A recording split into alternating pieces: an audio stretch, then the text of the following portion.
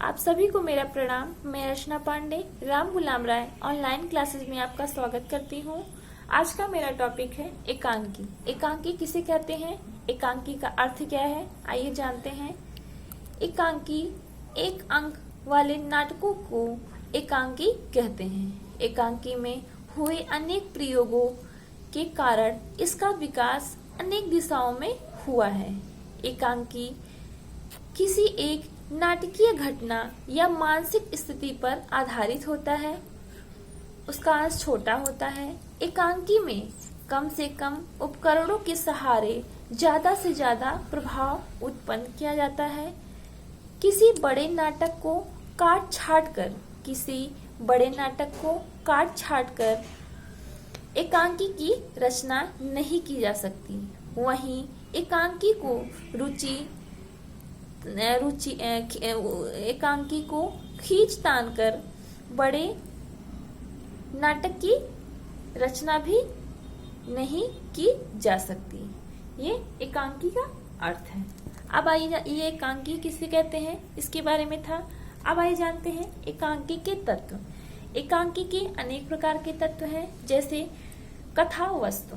कथावस्तु के अंतर्गत इसमें क्या होता है, इसमें एकांकी में रोचकता होती है, कौतूहल होना चाहिए, जिज्ञासा से पूर्ण होना चाहिए। ये कथावस्तु के अंतर्गत आता है। अब आइए देखते हैं पात्र एवं चरित्र चित्रण। पात्र एवं चित्रण कैसा होना चाहिए एकांकी का। संख्या सीमित होनी चाहिए एकांकी में। चयन में सतर्कता होनी चाहिए, मतलब कौन सा पात्र किस पे कैसा सूट कर रहा है, इस पे क्या जच रहा है, उसका ध्यान रखना चाहिए। जैसे कि राय लक्ष्मीबाई का मान लीजिए पात्र करना है, तो उसमें कोई धीमी आवाज करने, उसमें बुलंद आवाज होनी चाहिए, उसमें धैर्य साहस सब कुछ होना चाहिए, उस आवाज में दिखना चाहिए। तो ये चित्र के अंतर्गत आते हैं। अब आइए देखते हैं संवाद या कथोपकथन विधि। इसमें संक्षिप्तता होनी चाहिए, संजीवता होनी चाहिए। संक्षिप्त होना चाहिए, छोटा होना चाहिए संवाद, बहुत बड़ा नहीं होना चाहिए। सजीवता होनी चाहिए, सरलता होनी चाहिए, सरल शब्दों का प्रयोग होना चाहिए इसमें, और बदलाव आदि होना चाहिए।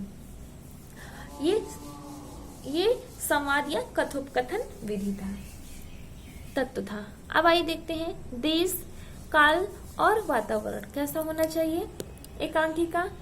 देश काल परिस्थिति के अनुसार होना चाहिए। वेशभूषा, भाषा आदि का इसमें ध्यान देना चाहिए, ध्यान होता है। भाषा शैली, अब आइए देखते हैं भाषा शैली उच्चपूर्ण होनी चाहिए, सरल होनी चाहिए, सरस होनी चाहिए, पात्र अनुकूल होना चाहिए, वातावरण के अनुसार होना चाहिए। ये भाषा शैली के अंतर्गत हो गया एकांकी के तत्व। अब आइए देखते हैं उद्देश्य। कहानी का प्रमुख उद्देश्य साफ झलकते रहना चाहिए। कहानी का उद्देश्य हो कि उसमें क्या कह रहा है, उसका एम क्या है, इस बात का ध्यान रखना चाहिए, वो झलकना चाहिए। और सातवां क्या है, रंगमंचीयता एवं अभिनयता। इसके अंतर्गत क्या होता है, इसमें रंगमंच के अनुकूल दृश्य कलाकार और कुशल अभिनय होना चाहिए, जिज्ञासा वृत्ति होनी चाहिए, सरल और छोटे छोटे संवाद होते हैं इसमें। अब आइए कहानी के प्रकार, एकांकी के प्रकार। एकांकी के अनेक प्रकार हैं, जैसे सामाजिक एकांकी, दूसरा ऐतिहासिक एकांकी, तीसरा मनोवैज्ञानिक एकांकी, चौथा तथ्यपरक एकांकी, पांचवा पौराणिक एकांकी, छठवां सांस्कृतिक एकांकी, सातवां चारित्रिक एकांकी, सातवां दार्शनिक एकांकी, और लास्ट है राजनैतिक एकांकी। तो आइए जानते हैं पहला क्या है, सामाजिक एकांकी क्या है।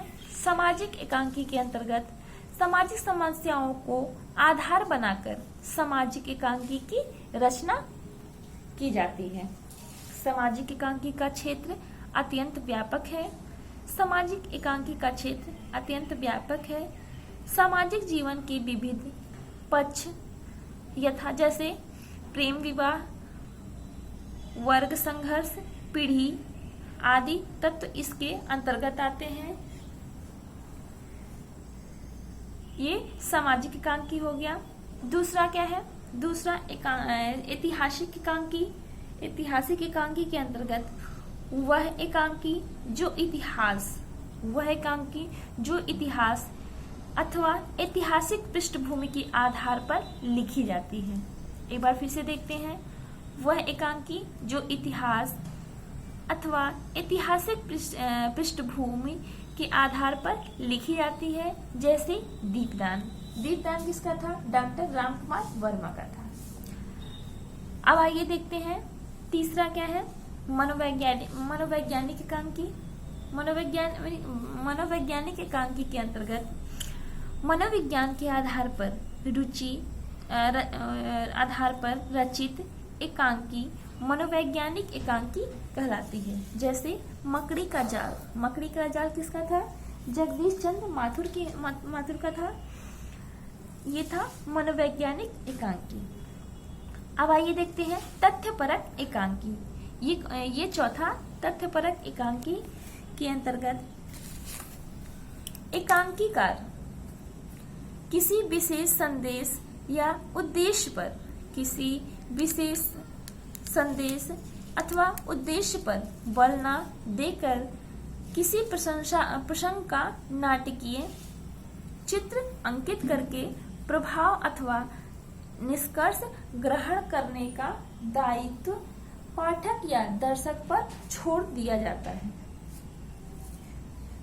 ये तथ्यपरक एकांकी है। अब आइए देखते हैं पांचवा है पौराणिक एकांकी।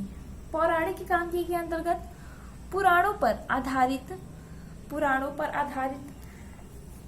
विषय वस्तु कथा वस्तु को लेकर लिखे गए एकांकी पौराणिक एकांकी होते हैं।